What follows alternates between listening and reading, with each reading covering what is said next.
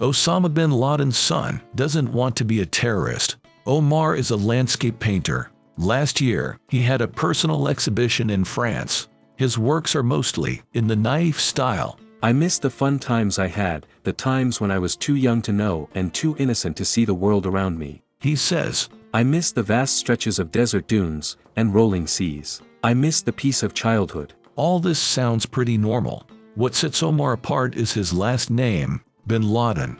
The painter is a son of none other than Osama bin Laden. He was supposed to take over al-Qaeda. Instead, he chose a quiet life of art. Osama founded al-Qaeda in 1988, when Omar was 7. The boy has no happy memories of his childhood. We were kept like prisoners in our homes. Omar and his siblings were never allowed to play outside. They were banned from watching American cartoons. Osama, a wealthy Saudi lawyer, didn't believe in toys. In fact, he deliberately tried to make their lives as hard as possible. Osama thought it built character. Life has to be a burden. He lectured. It has to be hard. Omar and the others were beaten for every infraction. They were forbidden to smile or do anything silly. When Omar asked his dad for a bike, Osama replied, If you need to travel, ride a goat. When Omar was 15, they moved to Afghanistan.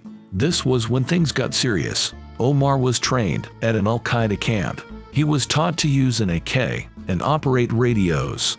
The Taliban was fighting a bloody civil war. Osama took his boys as close to the fighting as he thought safe. Omar thought he was going to die. Artillery barrages and shootouts became a constant background. I grew accustomed to the noise of war. Osama tried to persuade his boys to volunteer for suicide missions. His troops used poison gas on the children's pets. One day, pinned down by sniper fire on a mountain trail, Omar had an epiphany. He suddenly realized he wanted nothing to do with his father's war. Omar was 18 when he left Afghanistan. His mom took him to Syria. The last time he saw Osama was at his compound in Afghanistan. In 2001, Omar was 20 and living back in Saudi Arabia on 9/11. He was shocked by what he saw on the news. A lot of people think Arabs, especially the bin Ladens, especially the sons of Osama, are all terrorists. This is not the truth. Omar severed all ties with his father after 2001. When Osama was killed in an American raid in 2011, Omar was sad. He issued a statement calling for an inquiry into Obama's orders. The statement was written on behalf of his siblings, but Omar was the only one who signed it. We demand an inquiry into the fundamental question of why our father was not arrested and tried, but summarily executed. Omar says he abhors violence of any kind.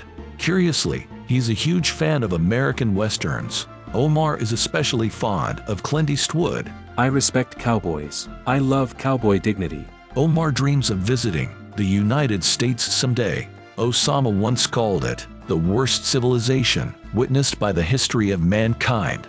His son would like to draw his own conclusions. So far, he hasn't been able to obtain a visa. Omar bin Laden is 42 and lives in France with his wife.